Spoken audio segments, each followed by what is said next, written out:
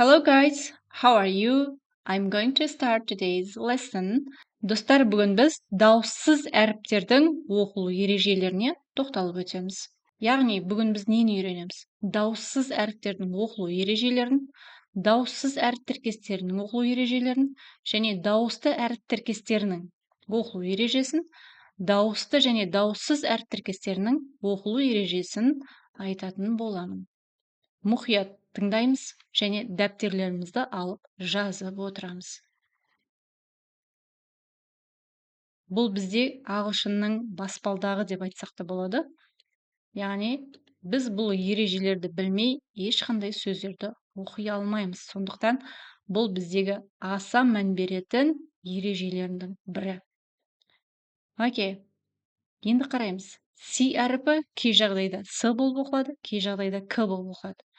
Енді қандай жағдайда С болып оқылады? Қараймыз. Егер С әріпінен кейін, міне, И, I, Y әріптері келсе, онда С болып дыбысталады.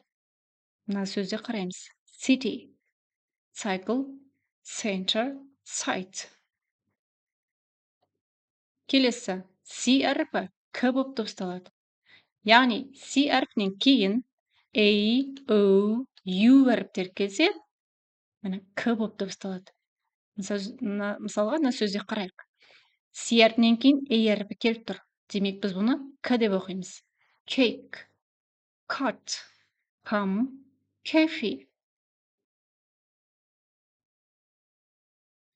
Келесі ереже дауысты. Жаңағы С әрпі сияқты бізде G әрпінің де оқылу ережесі ұқсас. Яғни, G әрпінен кейін E, I, Y әріптер келсе, онда G болып дыбысталады. Jim, cage, ginger, generous. Және G әрпі кей жағдайда Г болып дыбысталады. Егер де G әрпінен кейін A, O, U әріптері келсе, онда Г болып дыбысталады. Міне, gate, guest, golf, guitar. Дауыссыз әріптердің алдында және сөздің басында, қатаң дауыссыздардан кейін және сөздің соңында S әріпі С болып дыбысталады. Мысалы қараймыз. Test, maps, sun, spring. Яғни сөздің соңында, сөздің басында және қатаң дауыссыздардан кейін келген кезде С деп дыбысталады. Келесі ереже, осы S әрпіне байланысты кей жағдайда З болып дыбысталады, яғни ол қандай жағдайда? Екі дауысты дыбыстың ортасында және дауысты және ұяң дауыссыздардан кейін сөздің соңында келсе, З болып дыбысталады. Енді қараймыз мына сөзде. Nose. Яғни S әрпінің екі жағында да екі дауысты дыбыс тұр. Осындай кезде З деп дыбысталады. Яғни екі дауысты дыбыстың ортасында S әрпі З деп дыбысталады.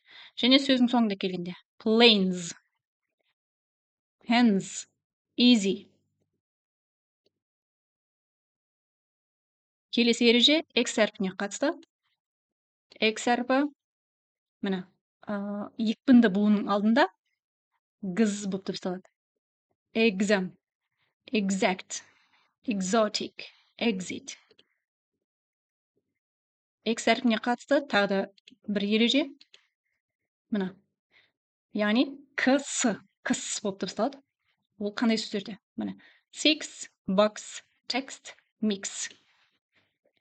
Келесі біздегі ереже, яғни әріп тіркестеріне байланысты. Егер де екі немесе үш дауыссыз дыбыстар бірігіп келген кезде әріп тіркестерін кішкене өзгеріске түседі. Мысалға, T, C, H. Міне осы үш әріп бірігіп келсе, немесе S, H әрпі екеуі бірігіп келсе, Ч деген дыбысты береді. Мысалға, мына жерде S, H әрпі екеуі бірігіп тұр. Яғни Ч. Мына үшеуі бірігіп келген кезде A деген дыбысты береді. Сонда chair, chick, catch, match. Яғни Ч деп дыбыстаймыз. Келесі, грек тілінен енген сөздерде SH әріпі К болып дыбысталады. Яғни бұл сөздерді біз жаттап алуымыз керек. Міне мына сөздер. School, architect, chemistry, technical. Міне осы сөздер бізде грек тілінен енген сөздер. Грек тілінен енген сөздерде SH әріпін К деп дыбыстаймыз. Ұмытпаймыз. Келесі ереже SK әріпі міне C және K әрпі бірігіп келсе, К болып дыбысталады. Clock. Кейбір оқушылар clock деп оқып жатады. Ол дұрыс емес, қате. Яғни K әрпі екеуі бірігіп келген кезде, C және K әрпі екеуі бірігіп келген кезде, К деп дыбыстаймыз. Sock, cock, luck. Сөздің басында К әрпімен, яғни К және N әрпі екеуі бірігіп келсе, мынау сөздің басындағы К әрпі дыбысталмайды. Мына жерде knife деп жазылады. Knife деп оқиды кейбір оқушылар. Бірақ бұл дұрыс емес. К дыбысталмайды. Knife. Now. Knee. Night. P және H әрпі екеуі бірігіп келгенде F деген дыбысты береді. Photo. Phase. Physics. Philology. S және H әрпі бірігіп келгенде Ш деген дыбысты береді. Ship. Shelf. Sheep. Shake. Сөз басында және сөз соңында дауыссыз әріптің алдында немесе дауыссыз әріптің алдында және дауыссыз әріптің соңында келгенде, міне TH әрпі, яғни С, кішкене С дыбысына келеді. Three. Baz. Sim. Has. Қызметтік сөздерде артикль және есімдік дауысты әріптердің ортасында келгенде, мына TH әрпі, мына жерде the. Мынау тісіміздің артында төмпешік жер бар, альвеол деп аталынады. Сол жерге тілімізді қоямыз, the деген дыбысты шығарамыз. Father. Brother. Then. The. Тек қана сөздің басында, яғни W және H әрпі бірігіп келген кезде, мынау H әрпі оқылмайды. Екеуі бірігіп келген кезде W деген дыбысты береді. Яғни will, white, wit, when. O әріптің алдында, мынау WH әрпі келетін болса, мына O әріптің алдында, онда Х болып дыбысталады. Мына жерде W оқылмайды. Who, wholly, who, whose. W және R әрпі келгенде, яғни W оқылмайды. Р-дан дыбыстаймыз. Right, wrong, rap, wrestle. Келесі ереже бізде дауысты әріп тіркестерінің оқылу ережесі. Яғни екі дауысты дыбыс бірігіп келгенде қалай дыбысталады? Мұқият тыңдаймыз.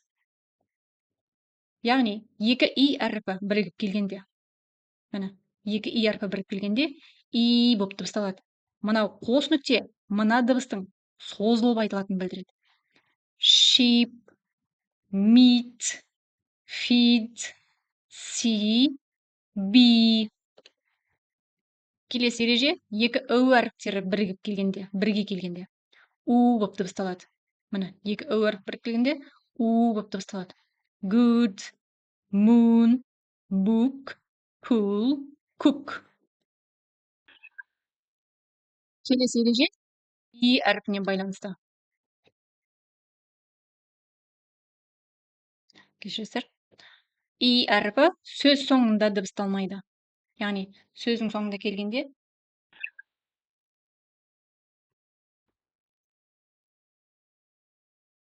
И әрпі сөз соңында дыбысталмайды. Яғни make, take, table, kite, come. Так, Y әрпі сөздің басында келгенде И болып дыбысталады. Yard, yes, yellow, yacht, yak.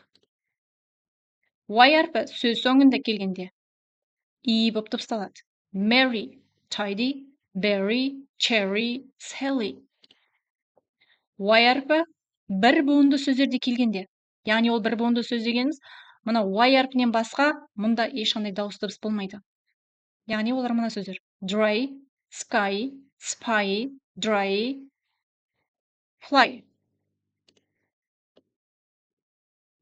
Келесі ереже О және A әрпі бірігіп келгенде. Келесі ережеміз О және A әрпі бірігіп келгенде О болып дыбысталады.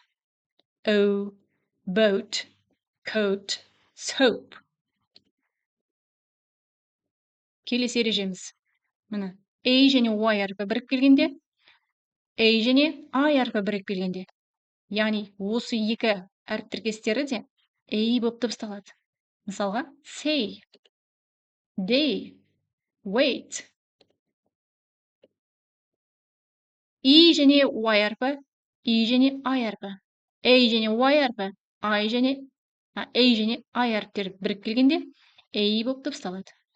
Gray, ate, train, yes? Окей. O болып дыбысталады.